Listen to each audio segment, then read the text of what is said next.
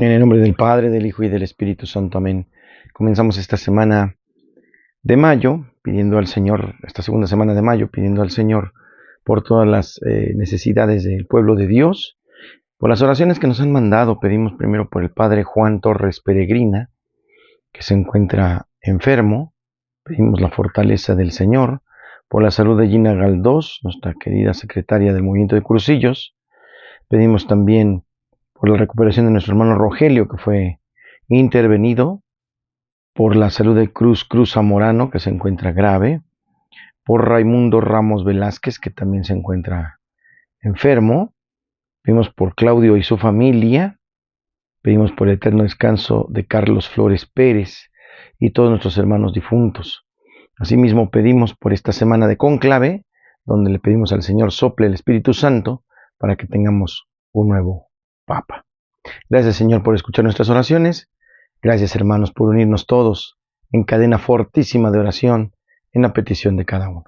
En el nombre del Padre, del Hijo y del Espíritu Santo. Amén. Bienvenidos todos. Esto es Espíritu Canal.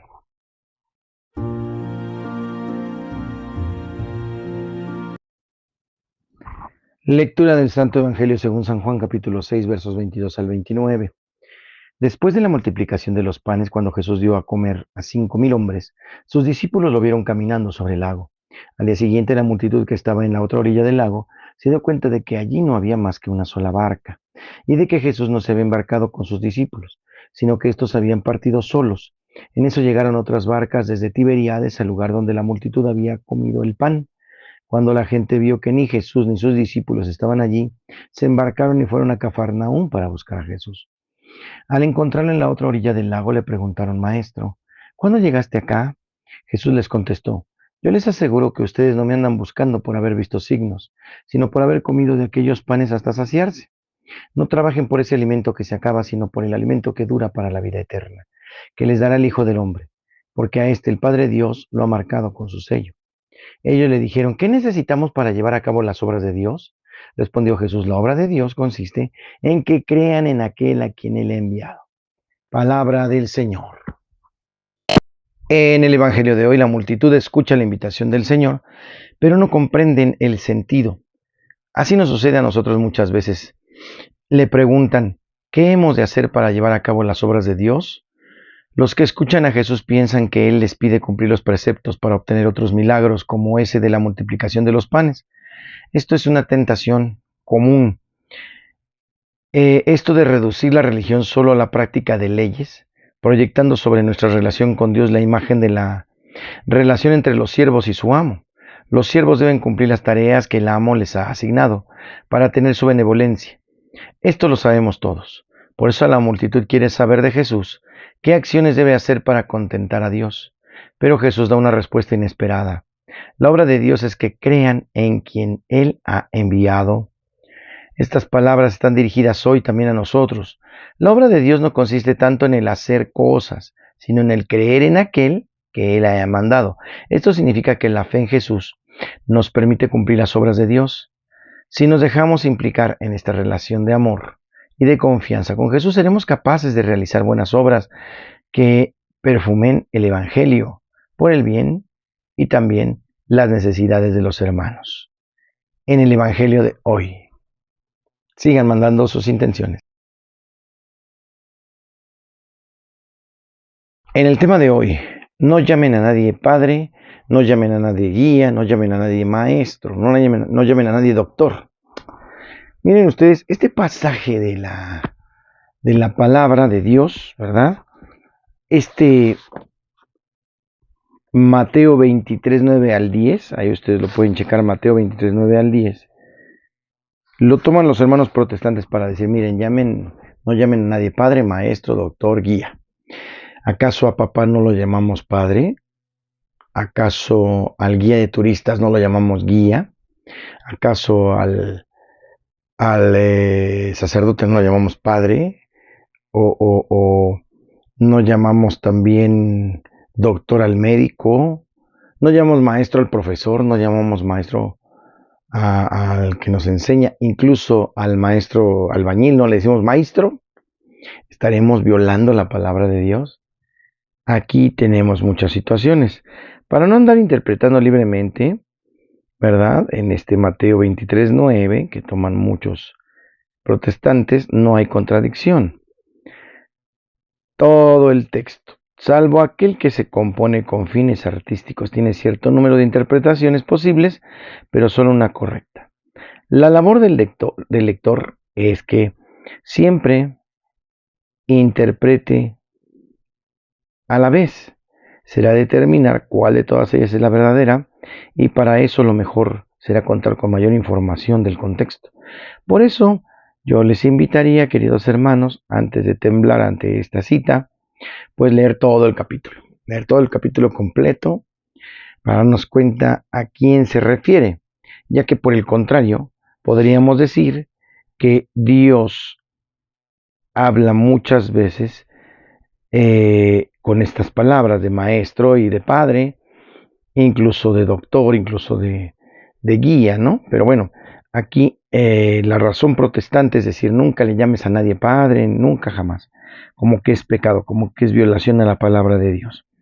Sin embargo, podemos afirmar categóricamente que la Biblia no prohíbe llamar padre a los sacerdotes o obispos o al papa, ni a ninguna otra persona. Lo mismo la palabra maestros. Lo podemos comprobar con citas aclaratorias. Ustedes lo pueden checar. Éxodo 20:12 dice acerca del mandamiento: honrarás a tu padre y a tu madre.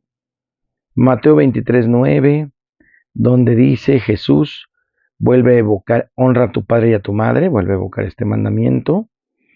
En Marcos 7:10 de igual manera, ¿verdad?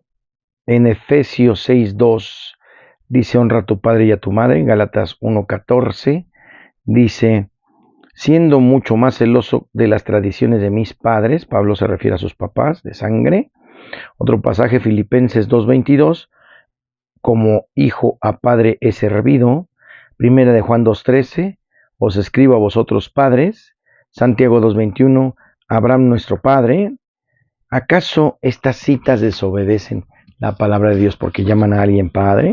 Hechos 13:1 también habla de maestros. Dice, había entonces en la iglesia de Antioquía profetas y maestros. Romanos 2:20 dice, instructor de los indoctos, maestro de niños.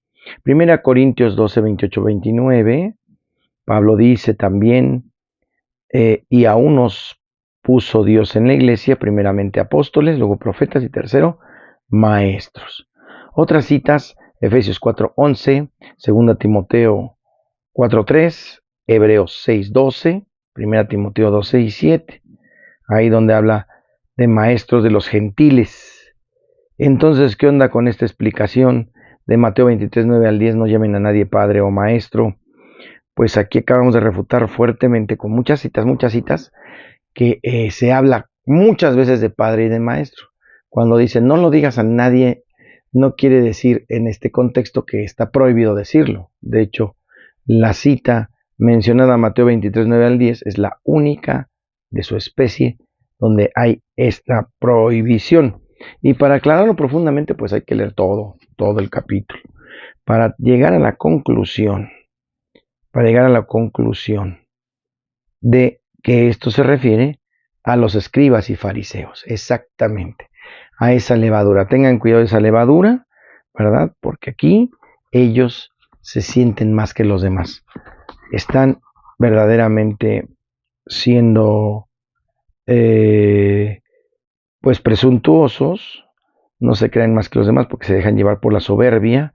Nadie debe creerse más que los demás y menos que los demás. O sea, en el sentido de padre, de que yo soy más poderoso que ustedes, yo estoy por encima de ustedes, yo sé más que ustedes. Eso es lo que el Señor prohíbe. No alimentar esa soberbia, ese ego de esas personas. Concretamente aquí se refiere a los escribas y los fariseos. No se vale arrancar un poquito de la Biblia, un pequeño versículo para hacer toda una doctrina, es una gran equivocación. Hay que leer todo el contexto del texto para no buscar pretextos en el tema de hoy.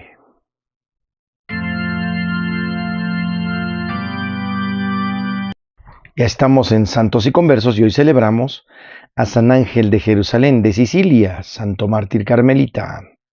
En el Martirologio Romano, en Licata de Sicilia, en Italia, Santo Ángel, presbítero carmelita y mártir, data del 1225. Etimológicamente, ángel significa aquel que es portador de un mensaje y es de origen griego. Nació en Jerusalén, en el seno de una familia de judíos conversos. A la temprana muerte de su hermano gemelo, San Ángel decide ingresar a la orden carmelita y es admitido en el monasterio del Monte Carmelo, en Palestina.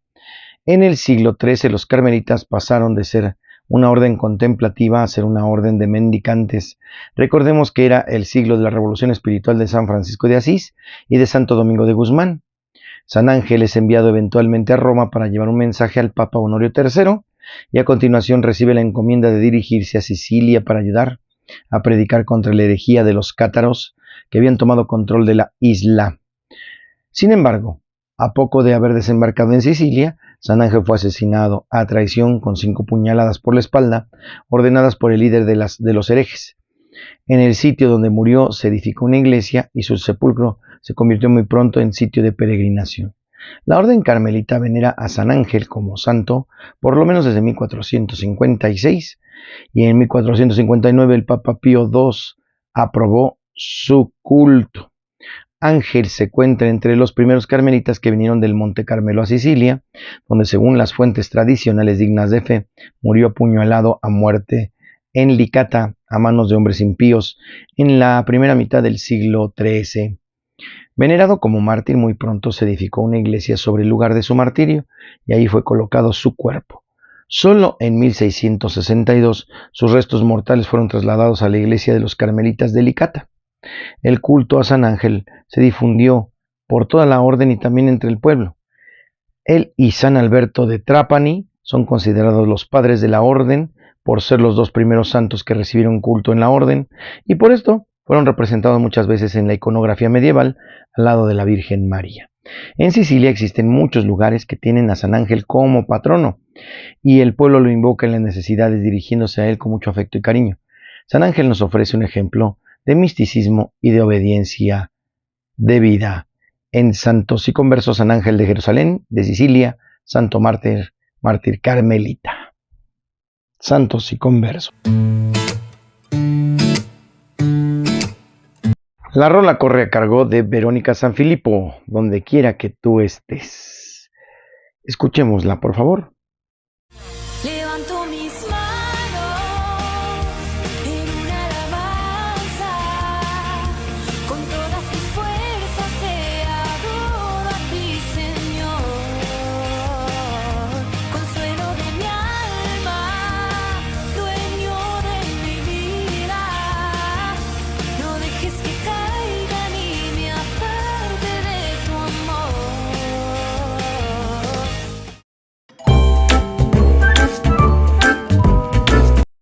Ya estamos en el chiste, chiste, chiste.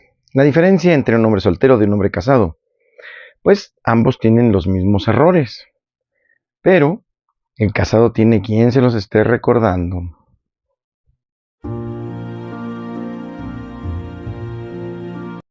Curiosidades de la Iglesia Católica. ¿Qué significa iglesia? Iglesia procede del griego eclesia, es decir, los convocados. Todos los que hemos sido bautizados y creemos en Dios somos convocados por el Señor. Juntos somos la iglesia. Cristo es, como dice Pablo, la cabeza de la iglesia, nosotros somos su cuerpo. Cuando recibimos los sacramentos y escuchamos la palabra de Dios, Cristo está en nosotros y nosotros en Él. Esto es la iglesia. La Sagrada Escritura describe la estrecha comunión personal de los bautizados con Jesús, con numerosas imágenes. Pueblo de Dios, esposa de Cristo, madre, familia de Dios, o se compara con los invitados a una boda. Nunca es la iglesia una mera institución, nunca solo la iglesia oficial que uno podría rechazar. No se enfadarán las faltas y los defectos en la iglesia, pero nunca nos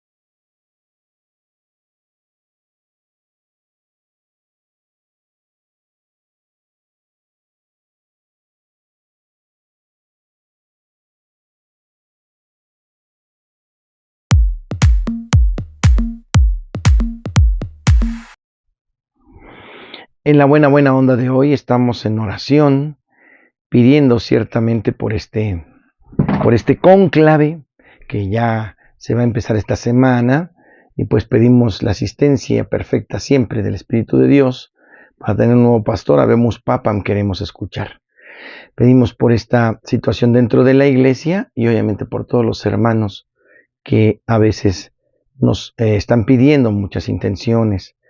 Cabe destacar que a veces el sacerdote no puede asistir a todos los enfermos o a todos los difuntos porque es imposible. Son demasiados y hay muchas actividades. No es que uno no quiera estar ahí, sino que a veces con sinceridad uno no puede estar ahí. Y obviamente en situaciones de riesgo, a veces nos dicen a última hora, ¿verdad? Y es difícil. A veces con tiempo y con todo y eso hay actividades juntas y demás que no podemos dejar. Pedimos perdón y también invitamos a buscar a otros sacerdotes, ¿verdad? No somos los únicos que pueden ayudar o apoyar en esos momentos. Tenemos muchos hermanos y pues pedimos al Señor, por un lado, del lado laical, no dejar para último muchas situaciones, y por otro lado, del lado sacerdotal, pues también buscar otras opciones. A veces de veras es dolorosamente imposible poder apoyar en todo al pueblo de Dios en las necesidades. Y peor aún cuando un laico dice, el Padre tiene que estar aquí cuando yo lo necesito. Mira, ojalá que pudiera ser así, pero la realidad es que las situaciones a veces escapan de nuestras manos, el tiempo, las actividades, las circunstancias, y que tenemos menos sacerdotes. Mejor unidos todos vamos a orar por más vocaciones y por la santidad de cada uno de nuestros sacerdotes. Estamos en esta oración. Pedimos al Señor por todos nosotros también en este día que celebramos civilmente la batalla de Puebla. El Señor les guarde, les protege, les bendiga, haga resplandecer su rostro sobre ustedes y les conceda la paz. Que les bendiga el Padre, el Hijo y el Espíritu Santo y les acompañe. Yo soy el Padre Jorge Arturo Moreno. Gracias por estar conmigo. Esto es Espíritu Canal. Denle like y suscríbanse. Gracias, hermanos que se están apenas sumando a esta familia.